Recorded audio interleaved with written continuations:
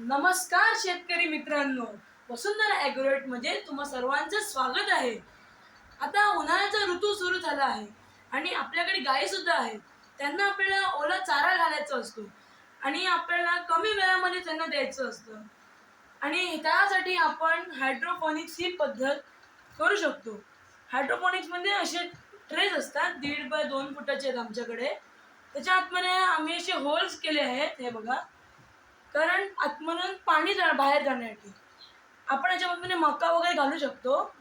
Sprouted मका दाखवतो मी तुम्हाला. हे बघा, इथे आम्ही करून ठेवलेलं आहे. बघा, स्प्राउट्स सुरू झालेले आहेत यायला, आपण बघू शकतो सगळीकडे. तर ते सध्या आता अजून जास्त स्प्राउट आले की आम्ही ह्याच्या आतमध्ये त्याला लावायला सुरू करू. आणि हे होल्स पाणी बाहेर जाण्यासाठी. तर आम्ही असं प्रोजेक्ट केलेलं आहे आणि त्यासाठी आम्ही असंच करणार आहोत. आपल्याला कमी वेळामध्ये कमी पाण्यामध्ये आपला हा प्रोजेक्ट सक्सेसफुल होऊ शकतो.